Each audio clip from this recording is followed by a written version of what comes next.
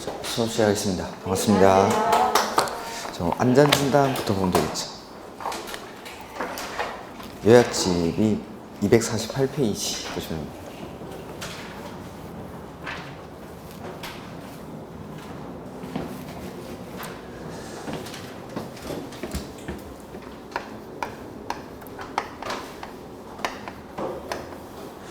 정비법은 정비 사업을 하는 절차에 관해서 다룬 법률이죠. 그래서 이것도 도시군 계획 사업이니까 맨 처음에는 계획을 만듭니다. 첫 번째가 정비 기본 계획을 수립하죠. 정비 기본 계획을 수립하고 나서 그 다음에 정비 계획을 입안을 하고 그 다음에 구역을 지정합니다. 구역이 지정되고 나면 이제 사업을 누가 할지 시행자를 정하죠. 그 다음에 시행자가 정해지고 나면 이 시행자가 이제 사업 시행 계획이라는 걸 작성하죠. 그 다음에 사업 시행 계획을 만들고 나면 요거 인가받고 그 다음에 고시하고 나서 사업을 실시를 합니다. 실시를 할 때 이제 단계가 두 단계. 첫 번째가 토지 등 소유자에게 분양 신청을 받고 이 분양 신청 받은 현황을 기초로 해서 만드는 게 관리 처분 계획. 그 다음에 공사가 완료되고 나면 준공인가를 받죠. 준공검사나 준공인가랑 똑같은 겁니다.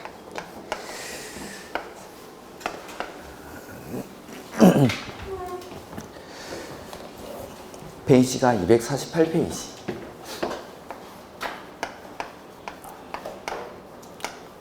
재건축 사업에서의 안전진단인데, 안전진단은 일단 정비계획을 입안하기 전에 이때 하는 겁니다. 안전진단을 해보고 이 건축물이 노후불량 건축물에 해당하는지를 판단을 하고 노후불량 건축물에 해당한다 라고 하면은 정비계획을 입안을 해서 구역을 지정해서 이제 사업을 하게 되는 거죠. 이렇게. 그래서 첫 번째 안전진단의 대상이 되는 건 단지 내에 있는 건축물을 대상으로 합니다. 그러니까 예전에는 공동주택이랬다가 건축물을 이렇게 개정을 하면서 상가 같은 것들, 이런 것들이 이제 안전진단의 대상에 포함이 됩니다. 그 다음에 첫 번째, 안전진단을 실시하는 시기는 정비계획의 수립 시기가 도래했을 때. 이때 안전진단을 하게 되는 거고, 요거는 정비계획의 입안권자가 직권으로 하는 겁니다. 이제 사업의 시기가 도래를 했으니까 자기가 안전진단을 해보고 정비계획 입안 여부를 판단을 하는 거죠. 그 다음에 두 번째는 요청이 있을 때. 토지 등 소유자가 요청을 하면 안전진단을 실시를 하는데 이 요청을 할 때에는 10분의 1 이상의 동의를 받아서 요청을 합니다. 예. 요청은 입안권자에게 시장, 군수 등이죠. 시장, 군수 등. 그러니까 안전진단을 하는 이유가 정비계획의 입안 여부를 판단하기 위해서 하는 거기 때문에 요청을 입안권자에게 하는 겁니다. 요청액을. 그 다음에 입안권자는 요청을 받으면 반드시 안전진단을 실시하는 게 아니라 먼저 현지 조사 등을 통해서 실시 여부를 결정하게 됩니다. 그리고 이 실시 여부를 결정한 다음에 요청한 사람에게 30일 내에 통지를 해줍니다. 그러니까 현지 조사를 나가보고 이 건축물이 노후불량 건축물에 해당하지 아니하면 명백하다고 인정하는 경우에는 안전진단을 실시하지 않기로 결정할 수도 있다는 겁니다. 이렇게. 그 다음에 실시하기로 결정했을 때, 안 하기로 결정할 수도 있지만 하기로 결정했을 때는 안전진단을 실시할 기간을 지정하고 그 다음에 이 안전진단을 실시할 수 있는 기간에는 세 가지. 첫 번째가 안전진단 전문기관, 그 다음에 두 번째는 한국건설기술연구원, 그 다음에 세 번째는 국토안전관리원, 이런 곳에다가 안전진단을 요청을 합니다. 그래서 이 안전진단 전문기관은 사적기관이고 나머지 두 가지는 공적기관이라고 생각하시면 됩니다. 이렇게 기관을 지정해서 안전진단을 실시를 하는데 실시를 할 때 기준은 국장이 정합니다. 국장이 정하는 기준에 따라 안전진단을 실시를 해야 되고 비용은 원칙은 입안권자가 부담을 합니다. 그러니까 정비계획 입안 여부를 결정하기 위해서 안전진단을 하는 거기 때문에 입안권자가 원칙적으로 비용을 부담해야 됨에도 불구하고 요청에 의해서 안전진단을 실시하는 경우에는 그 요청한 자에게 부담시킬 수 있다라는 거. 예? 자, 이렇게 안전진단을 실시를 해서 그 결과가 나오는 거죠. 결과가 나오면 두 군데다가 보내줍니다. 첫 번째는 요청한 사람, 그 다음에 두 번째는 입안권자에게 보내주고 이걸 받아본 입안권자는 안전진단 결과만 가지고 판단하는 건 아니고 안전진단 결과와 지역 여건, 그 다음에 도시계획 이러한 것들을 종합적으로 검토해서, 그러니까 안전진단 결과는 노후불량 건축물에 해당한다라고 하더라도 다른 것들을 고려했을 때는 안전진단 재건축 사업을 실시하지 않기로 결정할 수도 있다라는 거죠. 그래서 종합적으로 검토해서 정비계획의 입안 여부를 결정합니다. 그러니까 정비계획의 입안 여부를 결정한다는 건 똑같은 말이 재건축 사업의 실시 여부를 결정한다라는 겁니다. 그러니까 노후불량 건축물에 해당한다라면은 정비계획을 입안해서 구역을 지정해서 사업을 하겠다라는 뜻입니다. 즉 재건축 사업을 실시를 하겠다라는 뜻이죠. 그래서 재건축 사업의 실시 여부를 결정한다, 정비계획의 입안 여부를 결정한다, 똑같은 말입니다. 이렇게 그 다음에 실시 여부를 결정하고 나면 시, 도지사에게 결과 보고서를 제출합니다. 안전진단 결과 보고서를. 그리고 이걸 받아본 시, 도지사가 결과에 대해서 적정성 검토라는 걸 의뢰할 수 있습니다. 근데 이 적정성 검토는 공적 기관들만 합니다. 한국건설기술연구원이랑 국토안전관리원 여기다. 그 다음 국장은 시도지사에게 자료 제출 요청을 할 수 있고 국장 역시 적정성 검토를 할 수는 있는데 직접 하는 게 아니라 시도지사에게 요청을 합니다. 그 다음에 이 요청을 받은 시도지사가 적정성 검토를 하고 나서 정비계획 입안에 취소 등이 필요하다고 인정하는 경우에는 필요한 조치를 입안권자에게 요청을 하는 거죠. 그러면 요청을 받은 입안권자는 별다른 사유가 없는 한 이 요청에 따라야 한다라는 거. 이게 뭐 재건축 사업에서의 안전진단입니다. 그래서 일단 책을 좀 보면은 248페이지. 정비계획 입안권자는 재건축 사업의 정비계획 입안을 위해서 정비예정구역별 정비계획의 수립 시기가 도래한 때 안전진단을 실시해야 한다. 248페이지. 그 다음에 정비계획의 입안권자는 다음에 해당하는 경우에는 안전진단을 실시해야 한다. 이 경우 정비계획 입안권자는 안전진단에 드는 비용을 안전진단 실시를 요청한 자에게 부담하게 할 수 있다 라는 거. 그래서 1번은 여기 정비계획 수립 시기가 도래했을 때 입안권자가 직접 한다라는 거고, 2번은 요청이 있을 때입니다. 그 박스 안에 있는 사유들은 따로 볼 필요는 없습니다. 다 요청하는 경우인데 요청할 때 동의요건이 셋 다 10분의 1. 세 개 다 보면은 10분의 1 이상의 동의, 10분의 1 이상의 동의, 그거만 체크하시면 됩니다. 이렇게. 그 다음에 가로 3번 보면은 재건축 사업에서 안전진단의 대상이 되는 건 단지 내에 있는 건축물을 대상으로 안전진단을 하죠. 근데 안전진단 대상에서 제외되는 것들이 있습니다. 이게 뭐 시험에 자주 나오는 거죠. 그래서 안전진단 대상에서 제외되는 거. 가로 3번에 첫 번째, 건물이 붕괴되어 있을 때. 이런 것들은 안전진단 해볼 필요가 없겠죠? 넘어져 있으니까. 두 번째, 구조안전상 사용금지가 필요하다고 인정할 때. 그 다음에 세 번째는 노후불량 건축물 수에 관한 기준을 충족하고 남아있는 잔여 건축물. 그 다음에 불가피하게 정비구역에 포함된 경우. 그 다음에 시설물 안전 및 유지에 관한 특별법에 따른 안전등급을 D등급이나 E등급을 받았을 때. 그래서 건축물이 붕괴되어 있거나 그 다음에 구조안전상 사용금지가 필요하다고 인정할 때. 그 다음에 노후불량 건축물 수에 관한 기준을 충족했다. 이게 이거죠. 101동부터 여기 단지 안에 110동까지가 있는 겁니다. 근데 이 아파트 단지 안에 있는 건축물 중에 3분의 2 이상이 노후불량 건축물에 해당하면 이 단지 전체를 노후불량 건축물로 봅니다.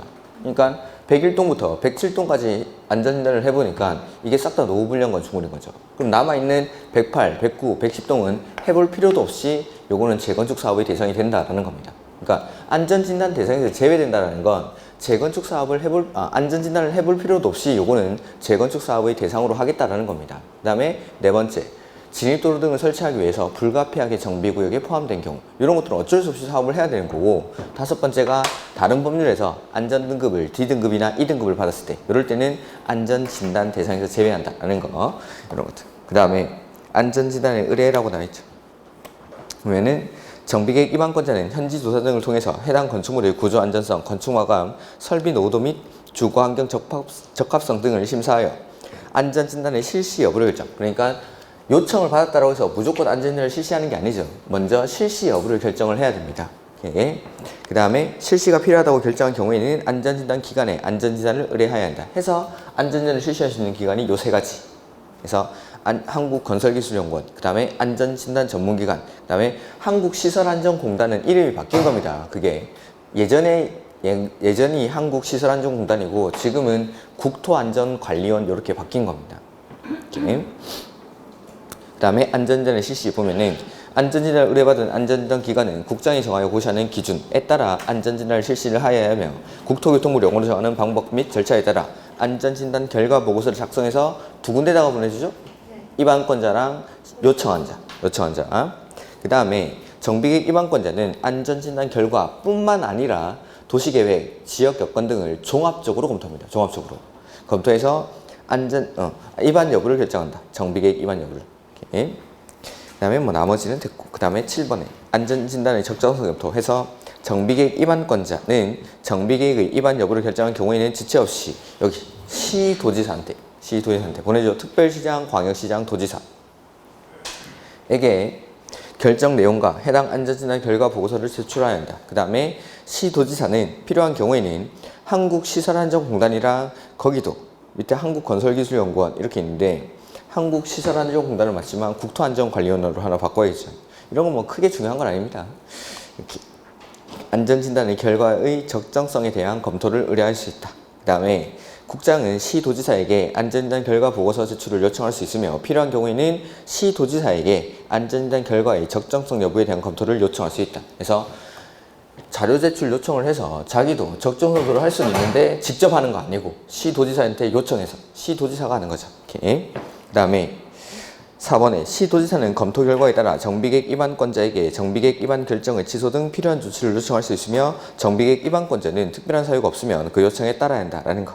다만 특별자치시장, 특별자치도지사는 자기가 알아서 하면 된다라는 거죠. 이렇게 이런 것들이 안전진단 해서 일단 중요한 건 아까 그 안전진단 대상에서 제외되는 거 다시 한번 해보면 건축물이 붕괴되었을 때, 그 다음에 구조안전상 사용 금지가 필요하다고 인정할 때, 그 다음에 노후불량 건축물 수에 관한 기준을 충족하고 남아있는 잔여 건축물, 그 다음에 불가피하게 정비구역에 포함된 경우, 그 다음에 안전등급을 D등급이나 E등급을 받았을 때 이런 것들, 그 다음에 요청에 의해서 안전진단을 할 때 동의는 얼마나 받아야 되죠?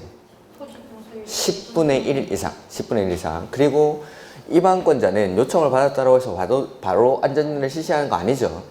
현지 조사를 통해서 실시 여부를 결정합니다. 그러니까 노후불량 건축물에 해당하지 아니함이 명백하다고 인정하는 경우에는 실시하지 아니하기로 결정할 수 있습니까? 네, 요거 우리 책에는 안 나와 있는데 이런 것들 노후불량 건축물에 해당하지 아니함이 명백하다고 인정하는 경우에는 실시하지 아니하기로 결정할 수도 있다라는 거. 그 다음에 비용은 요청에 의해서 안전진단을 실시하는 경우에는 요청한 자에게 부담시킬 수 있다. 이런 것들. 그래서 그리고 적정성 검토는 공적기관에 그러니까 안전진단 전문기관은 적정성 검토의 대상이 될 수가 없죠. 이렇게 뭐 이런 것들 위주로 보시면 되겠습니다. 이제 조합이죠.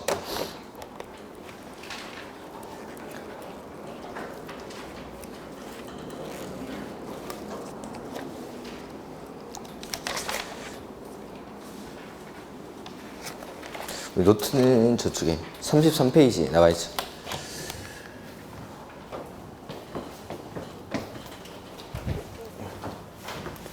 치고 개발법에서 조합을 배웠고 이제 정비법에서 조합 둘 다 공통점은 정비구역이 지정되고 나서 도시개발구역이 지정되고 나서 그 도시개발구역이나 정비구역 안에 있는 토지 소유자나 토지 등 소유자가 모여서 만드는 게 조합입니다. 그 다음에 둘 다 성격은 법인이라는 거. 이렇게 그래서 뭐 요약집은 250페이지. 조합을 설립할 때에는 정비법에서는 몇 명이 모이죠? 그건 개발법이고 정비법은 5명. 개발법은 7명, 정비법은 5명. 물론 이 정자는 아닙니다. 정비법 할 때 이 정자는 아니죠. 고칠 정자입니다. 정비법 할 때는. 그래서 정비법에서는 추진위원장을 포함한 5인 이상의 추진위원들이 모여서 맨 처음에 조합 설립 추진위원회라는 걸 구성을 합니다. 그 다음에 추진위원회를 구성할 때는 토지 등 소유자 얼마의 동의를 받죠? 과반수의 동의를 받고 그 다음에 두 번째는 시장, 군수 등의 승인을 받습니다. 그리고 이 추진위원회가 하는 일들이 있는데, 첫 번째는 정비사업 전문 관리업자를 선정을 하고, 두 번째는 설계자를 선정을 합니다. 그 다음에 세 번째는 계략적인 사업 시행 계획서를 이 단계에서 작성을 하게 되고, 네 번째는 조합 설립을 받기 위한, 인가를 받기 위한 각종 준비 업무를 이 추진위원회가 하는데, 준비 업무들 중에서 제일 중요한 게 이제 동의받는 겁니다. 동의를 받아야 되는데, 재개발 사업이랑 재건축 사업에서 동의 여건이 조금 다르죠. 재개발이랑 재건축.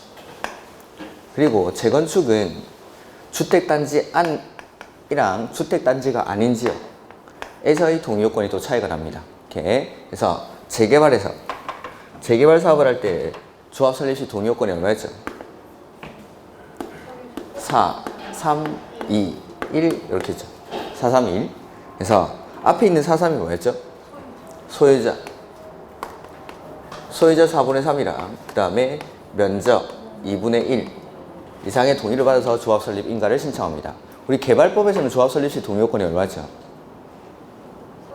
면적 3분의 2랑 소유자 총수 2분의 1. 근데 여기는 앞에가 소유자. 그 다음 재건축 단지 안에서는 일단 각동 과반수 안가? 이랬죠. 안가? 각동 과반수랑 소유자 4분의 3이랑 면적 4분의 3. 그 다음에 주택단지가 아닌 지역에서는 4분의 3. 그 다음에 3분의 2. 그 노트 펴놓고 계시죠 지금? 거기 다 적혀있죠. 그래서 재개 431, 안가 4343, 왜 4332? 이렇게. 그래서 앞에가 다 소유자 4분의 3. 그러니까 소유자는 4분의 3으로 다 동일하고 뒤에 있는 면적들이 달라집니다. 그 다음에 재건축은 단지 안에서는 각동 과반수의 동의가 필요하다는 게, 이게 조합 설립 시 동의 요건. 이렇게. 그 다음에 이렇게 동의받은 걸 가지고 이제 조합 설립 인가를 신청하러 가는 거죠. 조합 설립 인가 이거 누가 해줄까요? 시장, 군수 등. 개발법은 지정권자, 정비법은 시장, 군수 등의 조합 설립 인가를 받습니다. 자, 인가 받으면 조합이 성립합니까? 뭐 해야 되죠? 등기. 법인이기 때문에 등기해야 법인격을 부여받아서 비로소 사람이 되는 거죠. 자, 조합의 의사결정 기구에는 일단 총회라는 게 있습니다. 총회의 구성원은 조합원들로 총회를 구성하게 되는데, 정비법에서 조합원이 될 수 있는 사람은 누구죠? 토지 등 소유자. 개발법은 토지 소유자, 정비법은 토지 등 소유자. 그래서 토지 등 소유자의 로 구성된 조합 총회를 구성을 하는 거죠. 그래서 토지 등 소유자가 조합원이 될 수 있으니까 재개발 사업에서는 조합원이 될 수 있는 사람들이 누군 거죠? 토지 소유자 또는 건축물 소유자 또는 지상권자. 재건축 사업은 건축물 및 그 부속 토지 소유자. 안 따라하니까 기억이 안 나죠. 그 부속 토지 소유자. 이렇게. 그러니까 이런 사람들이 조합원이 되는데, 다만 재건축 사업의 경우에는 누구만? 동의한 자만. 하기 싫은 사람은 안 합니다. 재건축 사업은 동의한 자만 조합원이 될 수 있다. 그 다음에 대의원회를 두는데, 정비법에서 대의원회는 조합원이 몇 명 이상일 때? 100명 이상일 때. 두어야 합니까? 둘 수 있습니까? 두어야 한다. 개발법에서는 몇 명 이상일 때? 50인 이상일 때 둘 수 있다. 이렇게. 개발법은 50인 이상일 때 둘 수 있다. 정비법은 100인 이상일 때 두어야 한다. 이렇게. 자, 의사결정하고 나면 이제 조합장, 이사, 감사 이런 사람들이 이제 실행에 옮기는 거죠. 이 사람들을 묶어서 뭐라 불렀죠? 임원. 자, 임원은 첫 번째 겸직 금지 의무가 있습니다. 그래서 같은 목적의 사업을 하는 다른 조합의 직원이나 임원을 겸할 수가 없다. 이렇게. 두 번째는 결격사유. 나오면 항상 나오는 네 가지 있죠? 거기에다가 추가적으로 이 법을 위반해서 벌금 100만 원 이상의 형을 선고받고 얼마 경과하지 않은 자? 10년이 경과하지 아니한 자. 그거 5년 아니고 10년입니다. 그 다음에 세 번째는 조합 임원의 자격 요건이라는 게 있습니다. 조합 임원의 자격 요건. 그래서 조합의 임원이 되려는 자는 일단 조합장의 경우에는 선임일부터 언제까지죠? 관리처분계획 인가를 받을 때까지 뭐 해야 됩니까? 거주를 해야 됩니다. 거주. 장사하는 사람은 영업을 해야 되고, 그 다음에 나머지 임원들도 선임당시 정비구역에 거주하고 있는 자로서 선임일 직전 얼마 동안? 3년 동안, 거주기간이 1년 이상일 것. 그 다음에 정비구역 안에 있는 토지나 건축물을 얼마 이상 소유해야 되죠? 5년 이상 소유하고 있을 것. 이거 올해 시험 문제입니다. 올해 우리가 치는 시험에 나올 거다 이 말입니다, 이건. 아직 안 나왔으니까. 자, 그 다음에 원래 임원이었던 자가 이러한 결격사유에 해당하게 되거나 자격 요건을 상실했을 때는 언제 자격을 상실하죠? 당연퇴임.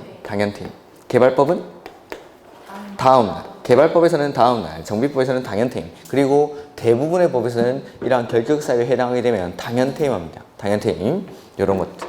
이게 이제 개발법이랑 좀 유사한 부분들. 그 다음에 개발법에서 봤던 것뿐만 아니고 정비법에는 내용이 여러 가지 좀 추가가 됩니다. 보면은 여기 조합 설립에 대한 동의를 받고 나서 인가를 신청하기 전에 뭘 하나 했었죠. 그렇죠. 동의 후 인가전. 창립총회는 개최 시기가 시험에 많이 나왔습니다. 동의받고 나서 인가 신청 전에 하는 게 창립총회. 그래서 동의받고 나서 인가 신청 전에 창립총회를 개최를 하고, 이 창립총회에서 첫 번째는 정관을 확정합니다. 그 다음에 두 번째는 임원을 선임을 하고, 그 다음에 세 번째는 대의원을 선임합니다. 정관을 확정하고 임원을 선임하고 대의원을 선임하고, 그 다음에 추가적으로 여기 추진위원회가 하는 업무가 이렇게 네 가지 있었죠. 정비사업 전문 관리업자를 선정하고 설계자를 선정하고 계략적인 사업 시행 계획서를 작성하고 각종 준비 업무를 하는데, 그 다음에 대통령령으로 정하는 업무들이 있습니다. 그게 뭐냐면 그거는 이제 외우는 게 아니라, 자, 인가 받기 전에 해야 되는 건 싹 다 추진위원회가 하는 겁니다. 조합이 만들어지기 전에 해야 되는 일은 추진위원회가 다 한다고 생각하시면 됩니다. 자, 첫 번째, 창립총회는 인가 받고 나서 합니까? 인가 받기 전에 합니까? 그러면 창립총회도 추진위원회를 개최하겠죠. 그 다음에 창립총회 안에서 정관을 확정해야 되죠. 그러면 정관 초안 작성도 추진위원회의 업무입니다. 추진위원회가 정관 초안을 작성해둬야 여기서 확정을 할 수 있으니까. 그 다음에 조합 설립에 대한 동의도 인가 전에 하는 거죠. 그러니까 조합 설립에 대한 동의받는 것도 추진위원회의 업무. 그 다음에 조합에는 정관이 있다라면은 추진위원회는 운영규정이라는 게 있습니다. 운영규정. 그래서 그 운영규정의 작성도 추진위원회의 업무입니다. 그러니까 요거는 그냥 외우는 게 아니라 절차만 알고 있으면 인가 전에 해야 되는 일은 싹 다 추진위원회가 한다라고 생각하시면 됩니다. 그게 다 시험 문제였습니다. 방금 말씀드린 게 창립총회 다음 중 추진위원회 업무에 해당하지 않는 것은 해가지고 창립총회 개최, 정관의 초안 작성, 조합 설립을 위한 동의서의 진구가 아니라 이제 접수. 진구는 이게 한자어라서 접수 이렇게. 그 다음에 뭐 운영규정의 작성 이런 것들 싹 다 추진위원회의 업무라고 생각하시면 됩니다. 이렇게 이런 것들 가지고 책을 좀 보다가 나머지 내용들을 좀 보충하자. 250페이지. 그래서 토지등 소유자 과반수 동의를 얻어 5명 이상의 위원이 운영규정을 작성해서 시장 군수 등에게 승인을 받죠. 이렇게. 그 다음에 추진위원회는 뭐 정비사업 전문 관리업자를 선정하고 설계자를 선정하고 계략적인 정비사업 시행 계획서를 작성하고 조합 설립을 인가를 받기 위한 준비 업무들, 그 밖에 조합 설립 추진에 필요한 업무를 수행할 수 있다. 그 밖에 업무들이 방금 제가 말씀드린 거, 창립총회 개최하고 정관 초안 작성하고 동의받고 그 다음에 운영규정 작성하고 이런 것들입니다. 이렇게. 그 다음에 정비사업 전문 관리업자는 뭐 경쟁입찰로 선정하고, 추진위원회는 당연히 조합에다가 업무를 포괄 승계를 하겠죠. 그 다음에 추진위원회 구성에 동의한 자는 조합 설립 인가에 동의한 것으로 봅니다. 다만 그 동의한 자가 조합 설립 인가 신청 전에 동의서를 철회한 경우에는 그러하지 아니하다라는 것. 그래서 동의했다가 항상 인허가 신청하기 전까지는 철회를 할 수 있습니다. 그 다음에 거기 이번에 정비사업 조합해서 법인이라고 돼 있고, 조합 설립의 대상에서 시장군수 등 토지주택공사 또는 지정개발자가 아닌 자, 한마디로 그냥 민간입니다. 민간이 재개발이나 재건축 사업을 할 때에는 조합을 만들어서 하는 게 원칙이다라는 뜻입니다. 이렇게. 그 다음에 다만 재개발 사업은 조합 안 만들고 사업을 할 수가 있죠. 토지 등 소유자가 얼마 미만일 때? 20인 미만일 때.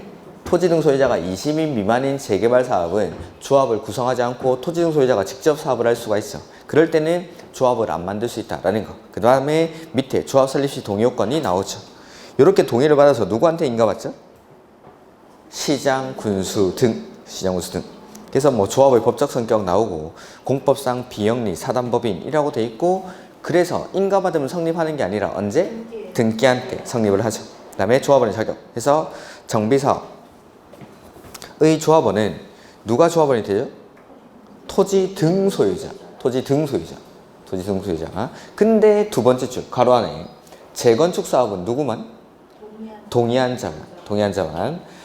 다만 다음의 어느 하나에 해당하는 때에는 그 여러 명을 대표하는 한 명을 조합원으로 본다라고 돼 있고 다만 이하는 됐습니다. 그래서 1번에 토지 또는 건축물 소유권과 지상권이 수인이 공유에 속할 때 1명, 그 다음에 여러 명의 토지 등 소유자가 한 세대에 속하는 때 1명.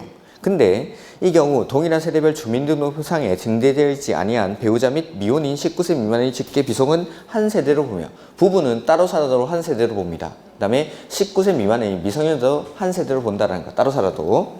그 다음에 한 세대로 구성된 여러 명의 토지 등 소유자가 조합 설립 인가 후 세대를 분리해서 동일한 세대에 속하지 아니하게 된 때에도 이혼이나 19세 이상 자녀의 분가를 빼고는 역시 한 세대로 보겠다라는 거. 그 다음에 3번 조합 설립 인가 후 1인의 토지 등 소유자로부터 토지나 건축물 소유권이나 지상권을 양수해서 여러 명이 소유하게 됐을 때 이게 지분이 쪼개진 거죠. 이런 것들은 한 명으로 보겠다라는 겁니다. 이렇게.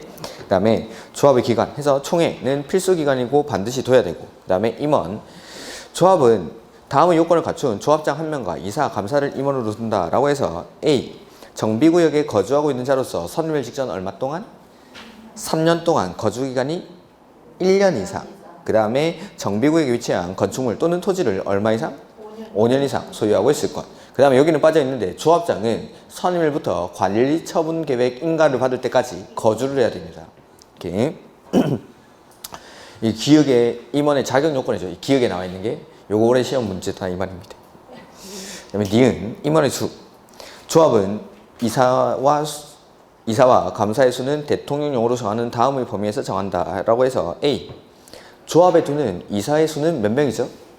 3명 이상. 3명 이상. 감사는 1명 이상, 3명 이하. 다만 조합원이 좀 많습니다. 100명을 넘죠? 이럴 때는 이사를 5명 이상으로 구성할 수 있습니다. 다시 조합장은 1명입니다. 조합장은 1명. 그 다음에 이사는 원칙 3명 이상. 감사는 1명 이상 3명 이하. 근데 조합원이 100명을 넘는 경우에는 이사를 5명 이상으로 구성할 수 있다라는 거. 이렇게 이런 것들도 가끔 시험에 났던 거고. 그 다음에 조합 임원의 선거에 관해서는 선관위에다가 위탁할 수 있습니다. 총회 의결을 거쳐서. 그 다음에 임기는 조합 임원의 임기는 얼마 이하로 하죠? 3년 이하. 이거 연임할 수 있습니까? 네, 그 뒤에 연임할 수 있다라는 거. 조합 임원의 임기는 3년 이하로 하고 연임할 수 있다라는 거. 그 다음에 선출 방법 뭐 이런 것들은 조합 임원은 선출 방법 등은 정관으로 정한다. 다만 시장 군수 등은 이라고 되어 있죠. 다음의 어느 하나에 해당하는 경우 시도 조례로 정하는 바에 따라 변호사, 회계사, 기술사 등으로서 대통령령으로 정하는 요건을 갖춘 자를 전문조합 관리인으로 선임할 수 있다라는 거. 그래서 A 보면은 조합 임원의 사임, 해임, 임기 만료, 그 밖에 불가피한 사유 등으로 직무를 수행할 수 없는 때부터 6개월 이상 선임되지 않을 때는 시장 군수 등이 직접 변호사, 회계사, 기술사 이런 사람들을 전문조합 관리인으로 선임을 해서 임원의 업무를 대행하게 합니다. 그 다음에 두 번째는 총회에서 조합원 과반수 출석과 출석 조합원 과반수 동의로 전문조합 관리인 선임을 요청했을 때 이럴 때도 이 임원을 대신해 가지고 전문조합 관리인이라는 사람을 선임할 수 있습니다. 이렇게. 그 다음에 전문조합 관리인 뭐 이런 것들 그 6번은 뭐 대통령으로 정한다 그건 됐고 그리고 정비사업조합에는 정비법상 조합에는 정비사업조합이라는 문자를 반드시 써야 됩니다. 다른 조합들이랑 구분하기 위해서. 그 다음에 임원의 직무 조합장은 조합을 대표하고 사무를 총괄하며 총회 또는 대의원회의 의장이 된다. 그래서 이번에 그 밑에 조합장이 대의원회의 의장이 되는 경우에는 그 조합장은 대의원으로 봅니다. 근데 조합장을 제외한 나머지 임원들은 대의원을 겸할 수가 없습니다. 그러니까 자, 조합장은 총회랑 대의원의 의장이 되죠. 그때 대의원의 의장이 될 때에는 이 조합장을 대의원으로 봐줍니다. 근데 이사나 감사 이런 사람들은 대의원을 겸할 수가 없습니다. 오케이. 그 다음에 2번 조합장 또는 이사의 자기를 위해서 조합과의 계획이나 소송을 할 때에는 누가? 감사가. 그 다음에 같은 목적의 사업을 하는 다른 조합의 직원이나 임원을 겸할 수가 없다라는 거죠. 그 다음에 결격사유는 A부터 D까지 맨날 나오는 거죠. 미성년자, 피성년자님, 피한정의원님 파산 선고를 받고 복권 내지 아니한 자, 금고 이상의 형을 선고받고 형의 집행이 끝나거나 받지 아니하기로 확정된 후 얼마?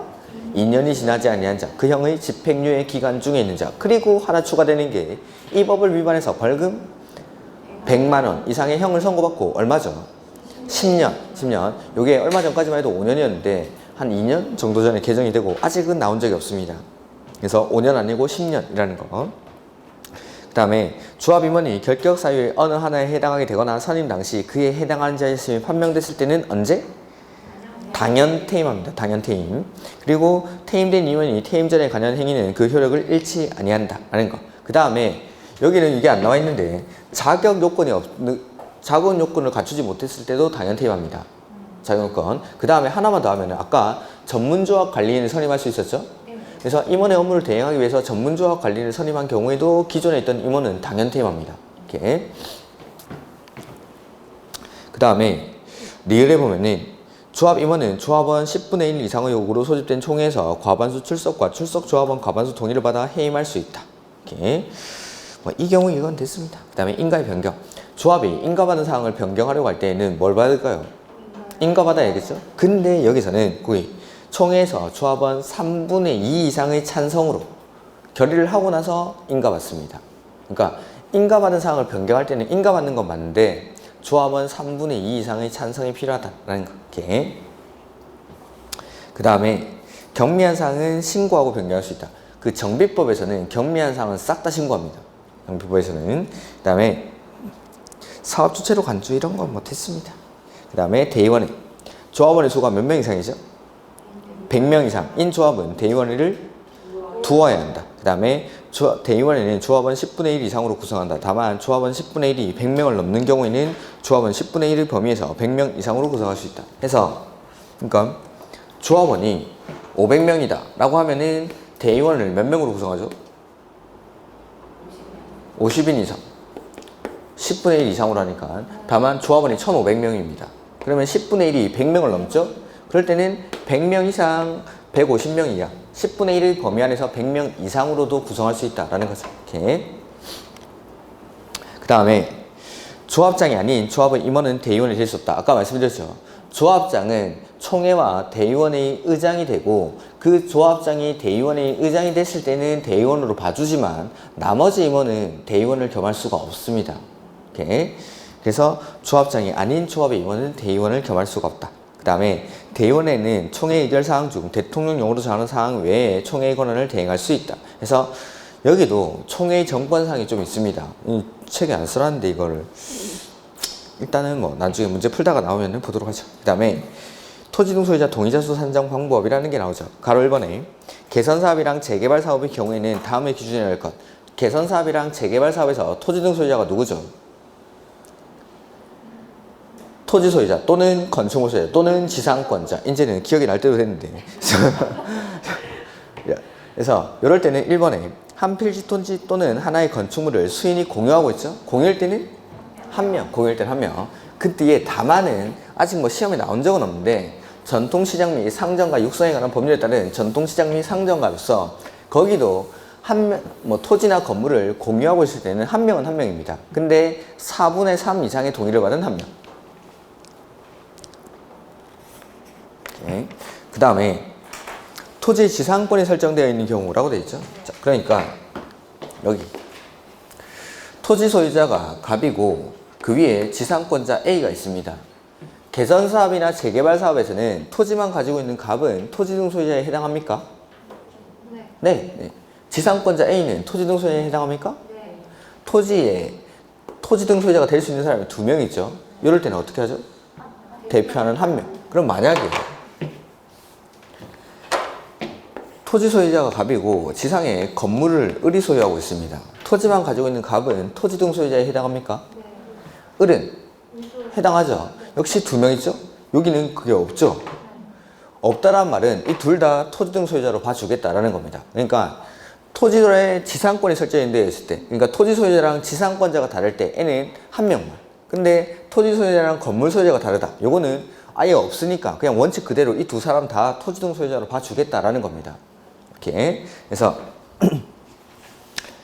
이번에 뭐 지상권이 설정되어 있을 때는 대표하는 한 명만. 근데 3번에 보면은 1인이 다수의 필지 또는 다수의 건축물을 소유하고 있죠? 이럴 때는 한 명. 한 명이 여러 개 가지고 있을 때는 한 명으로 봅니다. 다만 이하는 그냥 놔두십시오, 이건. 그 다음에 4번에 둘 이상의 토지 또는 건축물을 소유한 공유자가 동일한 경우. 그러니까 A, B, C라는 같은 공유자가 여러 개를 가지고 있는 거죠. 이럴 때도 역시 대표하는 한 명. 이렇게. 그 다음에 재건축 사업의 경우에는 다음의 기준에 따를 것. 재건축 사업에서는 토지 등 소유자가 누구죠? 건축물 및 그 부속 토지 소유자. 그래서 토지 등 소유자가 개념이 다르기 때문에 1번과 2번을 나눠 놓는 겁니다. 그래서 재건축 사업은 싹 다 한 명입니다. 그래서 소유권 또는 구분 소유권을 여러 명이 공유에 속할 때는 한 명, 한 명이 둘 이상의 소유권 또는 구분 소유권을 소유하고 있는 경우에도 한 명, 둘 이상의 소유권 또는 구분 소유권을 소유한 공유자가 동일한 경우에도 한 명. 이렇게. 그 다음에 3번, 4번, 5번은 이건 이제 동일한 겁니다. 그러니까 세 가지 사업에 다 공통적으로 적용되는 거. 그래서 3번에 추진위원 또는 조합 설립에 동의한 자로부터, 자, 갑이 동의했다가 자신의 토지나 건물을 을에게 양도를 하는 거죠. 누구의 의사를 기준으로 하죠? 양도인. 그래서 동의한 것으로 본다라는 거. 그래서 동의한 자로부터 토지 건축물을 취득한 자는 추진위원 또는 조합 설립에 동의한 것으로 볼 것. 그 다음 소재 확인이 안 되는 애들입니다. 얘는 아예 소유자 수에서 빼버립니다. 소유자가 아닙니다. 얘는. 소유자 총수에서 아예 산입하지 않습니다. 이렇게. 그 다음에 국공유지에 대해서는 그 국공유지 관리청을 한 명의 토지 등 소유자로 산정을 해줍니다. 그러니까 만약에 서울시가 하나의 토지를 가지고 있다. 서울시가 한 명의 토지 등 소유자가 됩니다. 이렇게. 이런 것들. 그 다음에 투기과열지구에서 조합원의 지위양도라고 되어 있는데 원칙 보면은 재건축 사업을 시행하는 경우, 이게 원칙이었는데. 그래서 조합 설립 인가 후 재개발 사업을 시행하는 경우에는 관리처분 계획 인가 후 양도, 증여, 판결 등으로 조합원의 권리가 이전된 때에는 조합원의 권리를 취득한 자를 조합원으로 본다. 그러니까 결론은 양도 가능이라고 되어 있는데 조합원으로부터 토지나 건축물을 그냥 언제부턴지 그런 것들은 됐습니다. 원칙은 조합원으로부터 토지나 건축물을 취득한 자는 그 양수인을 조합원으로 보겠다라는 겁니다. 즉 양도가 가능하다라는 거죠. 재개발이나 재건축에서. 근데 금지되는 곳은 투기과열지구에서 금지가 되는 겁니다. 투기과열지구에서. 그래서 투기과열지구로 지정된 지역에서 재건축 사업의 경우에는 조합 설립 인가 후, 재개발 사업은 관리처분 계획 인가 후에 조합원의 지위를 양수한 자는 조합원이 될 수 없다. 근데 가로 안에 보면 상속이랑 이혼은 제외한다라고 되어 있습니다. 하나, 둘, 세 번째 줄 맨 앞에. 다만 양도인이 양도자가 아니라 양도인이라고 해야 됩니다. 양도인이 다음에 해당하는 경우에는 그 양도인으로부터 건축물 또는 토지를 양수한 자는 그러하지 않았다. 해서 투기과열지구에서는 재건축 사업은 언제부터죠? 조합 설립 인가 후부터. 재개발 사업은 관리처분 계획 인가 후부터. 언제부터인지가 중요합니다. 그거. 투기과열지구에서 재건축 사업은 조합 설립 인가 후부터, 재개발 사업은 관리처분 계획 인가 후부터 조합원의 지위를 양수한 자는 조합원이 될 수 없지만 양도인이 이 박스에 해당하는 사유에 해당하는 경우에는 그 양수인은 조합원이 될 수 있다라는 거. 해서 보면은 세대원의 근무 또는 생업사진 사정이나 질병 치료, 치아, 결혼으로 세대원 전원이 해당 사업구역에 위치하지 아니한 특별시, 광역시, 시군으로 이전하는 경우.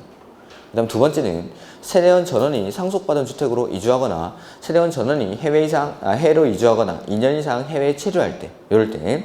그 다음에 네 번째 보면은 1세대 1주택자로서 양도하는 주택에 대한 소유기간 및 거주기간이 대통령령으로 정하는 기간 이상의 경우. 그걸 왜 안 써놨지?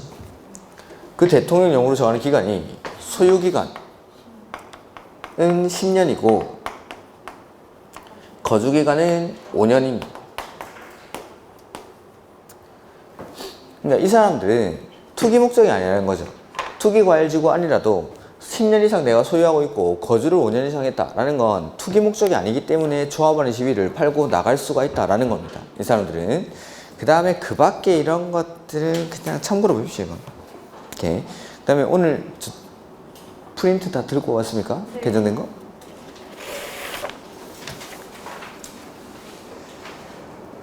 그 4번에 보면 조합원의 지위 양도해서 추가해서 5번, 6번 써놨죠? 그 5번, 6번을 동그라미 4번 밑에다가 옮겨놓으면 됩니다.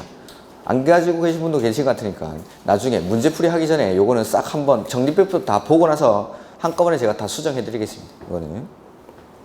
그 다음에 가로 3번 손실보상 보면은 사업 시행자는 조합원의 자격을 취득할 수 없는 경우 정비사업의 토지, 건축물 또는 그 밖의 권리를 취득한 자에게 손실보상, 즉 돈 주고 내 보내겠다라는 거죠. 이렇게. 이거 나중에 문제풀이 하기 전에 어떤 부분 수정해야 되는지 제가 그 페이지 다 불러드리면서 수정을 해드릴 테니까 일단 놔두십시오. 다 보고 보도록 하죠. 그 다음에 5번에 주민대표회의라는 게 나왔어요. 이거. 자, 제 노트에. 이거는 빠지면 안 되는데. 몇 가지 좀 추가를 하겠습니다. 그 33페이지에 왼쪽에 보면은 정관의 변경이라고 되어 있죠? 중간 박스에 정관의 변경. 자, 조합이 정관을 변경하려고 할 때에는 일단 인가받아야 됩니다. 조합에 대한 인가는 정관에 대한 인가라고 생각하시면 됩니다. 그래서 정관을 변경할 때도 인가받는데 원칙은 과반수가 찬성해야 됩니다. 정관이라는 건 중요한 거니까 일단 동의 요건이 높은데 정관의 기재사항 중에 조합원의 자격, 제명, 탈퇴, 교체, 정비구역의 위치나 면적, 그 다음에 조합원의 비용 부담, 정비사업비, 시공자, 설계자 이거 줄여서 제가 자, 제, 구, 비, 시, 설 요렇게 요런 것들 변경할 때는 얼마가 동의해야 되죠? 3분의 2 자, 제, 구, 비, 시, 설 조합원의 자격, 제명, 탈퇴, 교체, 정비구역의 위치나 면적, 그 다음에 정비사업비, 그 다음에 조합원의 비용 부담, 시공자, 설계자 이러한 사항을 변경하는 경우에는 3분의 2 이상이 찬성을 해야 됩니다. 이렇게. 그 다음에 동의 철회라는 건데 여기도 다 써놓지는 않았는데 자, 일단 동의했다가 철회하는 건 인허가 등을 신청하기 전까지만 철회가 가능합니다. 다만 뭐 조합 설립에 대한 동의나 정비구역 해제에 대한 동의는 최초 동의한 날부터 30일까지만 철회가 가능하지만 조합 설립에 대한 동의는 요거 창립총회를 개최한 후에는 철회가 안 됩니다. 그 다음에 철회를 하려고 할 때에는 자, 갑이 조합 설립에 동의를 했습니다. 그랬다가 이 조합 설립에 대한 동의를 철회하고 싶은 거죠. 그럴 때는 철회 의사표시를 두 군데다가 보내줍니다. 첫 번째는 동의 상대방,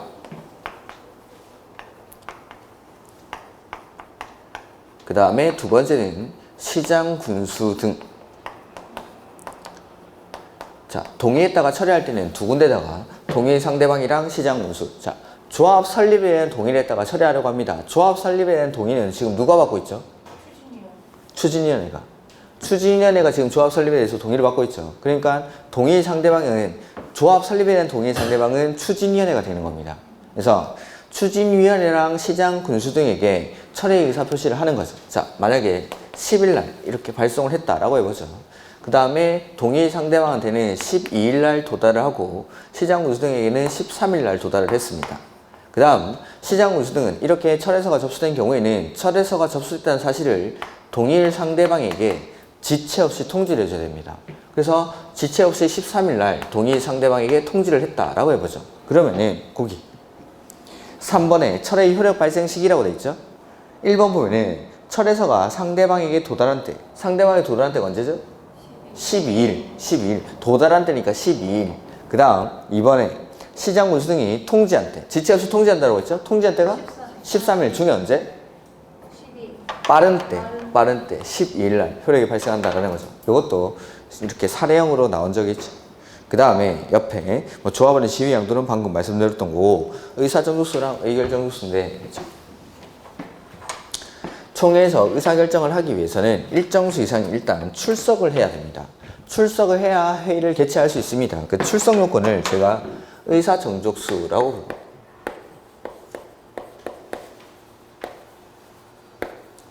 그래서 원칙 총회를 개최하기 위해서는 10% 조합원 10% 이상이 직접 출석을 해야 회의를 개최할 수 있습니다. 근데 예외적으로 중요한 사항들을 결정할 때에는 20% 이상이 직접 출석을 해야 회의를 개최할 수 있습니다. 그 20%가 출석을 해야 되는 게 첫 번째 창립총회, 그 다음에 두 번째는 사업 시행 계획, 그 다음에 세 번째는 관리 처분 계획, 그 다음에 네 번째는 정비 사업비. 이러한 사항에 대해서는 20% 이상이 출석을 해야 회의를 개최할 수 있다는 겁니다. 회의를 형식으로 여는 거죠. 자, 회의를 열고 나서 이제 일정한 사항에 대해서 결정을 하기 위해서 이제 의사 결정을 하는 거죠. 이걸 의결 정족수라고 부르는데 이제 찬성 요건입니다. 찬성 요건. 그래서 원칙적으로는 과반수 출석에 출석 과반수 찬성으로 의사 결정을 합니다. 과반수 출석에 출석 과반수 찬성. 근데 예외적으로 과반수가 찬성을 해야 되는 게 있고 3분의 2 이상이 찬성을 해야 되는 게 있는데 일단 과반수가 찬성을 해야 되는 게 이 두 가지. 사업시행계획서랑 관리처분계획은 과반수가 찬성합니다. 그 다음에 3분의 2 이상이 찬성을 해야 되는 게 사업비가 10% 이상 늘어나는 경우. 근데 여기서 이게보다 중요한 게 이 늘어나는 사업비에서 분양 신청을 하지 아니한 자에 대한 손실보상 금액은 제외한다라는 거. 이렇게 분양 신청을 하지 아니한 자에 대한 손실보상 금액을 빼고 나머지 비용이 10% 이상 늘어날 때는 3분의 2 이상이 찬성을 해야 됩니다. 이게 의사정족수랑 의결정족수. 그 다음에 하나만 더 하면 사업시행계획서랑 관리처분계획 있죠. 요거는 일단 20%가 출석해야 되죠. 그 다음에 과반수가 찬성합니다. 그리고 요거는 반드시 총회에서만 결정합니다. 임원의 선임이나 해임 이런 것들도 마찬가지.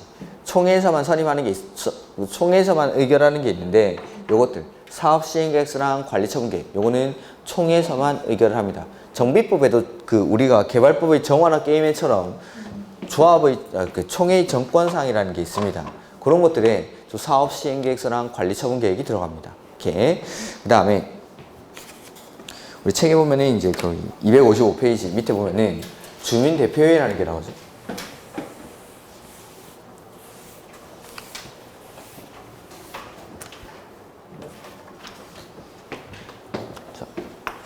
정비구역이 지정이 됩니다. 정비구역이 지정되고 나서 조합이 사업을 할 때는 먼저 추진위원회를 구성합니다. 그 다음에 조합을 설립해서 사업을 하게 되는 거죠. 근데 구역을 지정하고 나서 시장 군수나 주공이 사업을 할 때, 시장 군수나 주공이 사업을 할 때 만드는 게 주민 대표회의입니다. 그러니까 조합이 사업을 하면 토지 등 소유자는 조합 총회에 나가가지고 내가 일정한 사안에 대해서 찬성한다, 반대한다, 의사표시를 할 수 있겠죠. 근데 시장 군수나 주공이 사업을 하게 되면 토지동 소유자가 우리의 의사를 시행자에게 전달할 길이 없더라는 거죠. 그래서 그런 것들을 하기 위해서 이 주민대표회의를 구성해서 이 사람들이 하는 역할은 의견을 제시하는 역할을 합니다.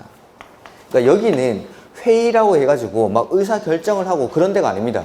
의사결정을 하는 데가 아니라 토지등 소유자들이 모여가지고 그냥 의사 전달만 하는 기구입니다. 그리고 이 추진위원회랑 거의 똑같습니다. 그래서 주민대표회의를 구성할 때는 토지등 소유자가 얼마의 동의를 받을까요? 여기 과반 동의. 그 다음에 시장 군수 등에게 승인받습니다. 그 다음에 아까 추진위원회 구성에 동의한 자는 조합 설립에 동의한 것으로 봅니까? 네. 그래서 주민대표회의 구성에 동의했다는 건 시장 군수나 주공의 사업 시행에 동의한 것으로 봅니다. 이런 것들. 그래서 그 맨 밑에 가로 1번에 주민대표회의의 구성성, 성은 빼야겠죠. 토지등 소유자가 시장군수 등 또는 토지주택공사 등의 사업 시행을 원할 때, 요럴 때입니다. 요럴 때. 토지등 소유자가 시장군수나 주공의 사업 시행을 원할 때 주민대표회의 기구, 그래서 주민대표회의를 정비구의 지정 고시 후 구성해야 한다. 그 다음에 구성원의 수는 5명 이상 25명 이하로 하고 위원장, 부위원장 각 1명이랑 1명 이상 3명 이하의 감사를 둡니다. 그 다음에 동의여건, 과반수 동의죠. 그리고 맨 끝에 보면은 시장, 군수 등의 승인. 이렇게 승인. 그리고 아까 추진위원회 구성에 동의한 자는 조합 설립에 동의한 것으로 보지만 다만 이 조합 설립 인가 신청 전에 동의서를 처리했을 때는 그러하지 아니합니다. 여기도 마찬가지. 주민대표의 구성에 동의한 자는 시장 구수나 주공의 사업 시행에 동의한 것으로 봅니다. 다만 사업 시행자 지정 신청 전에 동의를 철회한 경우에는 그러하지 아니하다라는 게. 그 다음에 업무 뭐 이런 것들은 됐습니다. 업무는 저 끝에 의견을 제시할 수 있다는 겁니다. 근데 올해 시험에 나왔던 게 주민대표의 토지 등 소유자뿐만 아니라 요 세입자도 주민대표회랑 세입자는 시행자한테 의견 제시하는 역할을 하는 게 요 주민대표회의라는 거예요. 주민대표회의. 이렇게. 그다음에 토지 등 소유자 전체 회의 이건 보지 마십시오. 지정개발자 중에 신탁업자의 사업 시행을 원할 때 만드는 게 요 토지 등 소유자 전체 회의인데 올해 시험에 이제 주민대표회의가 나왔으니까 또 토지 등 소유자 전체 회의를 넣어놓은 것 같은데 이런 거는 볼 필요 없습니다. 그 다음에 사업 시행 계획 이런 것들은 시장 군수가 인가를 합니다. 근데 이 사업 시행 계획 인가를 신청하기 전에 뭐 동의를 받아야 되는데 그런 동의 요건들 못했습니다. 시장 군수 등의 인가를 받는다라는 거. 그 다음에 그 다음 페이지 보면은 가로 4번에 지정개발자의 정비사업비 예치라고 되어 있죠. 자, 지정개발자 중에서 토지 등 소유자가 지정개발자일 때 이런 사람들은 사업 안 하고 도망갈까봐 사업비를 예치하게 합니다. 20% 거기 사업비 정비사업비의 20% 1번에 동그라미 세 번째 동그라미 1번에 세 번째 줄. 그 다음에 예치금이라는 건 그냥 맡겨놓은 거니까 나중에 돌려줘야겠죠. 그래서 요거 예치금의 청산 및 지금이 예치금은 청산금의 지급이 완료된 때에는 반환해야 한다라는 거. 그 다음에 사업 시행계획서 약성 이건 뭐 따로 보는 거 아닙니다. 이건 따로 보는 게 아닌데 거기 올해 시험에 나왔던 게 6번에 보시면은 임대주택 건설계획이라는 거 있죠. 근데 거기 재건축 사업은 제외된다라고 돼 있죠. 이거 여기서 한번 했던 것 같은데.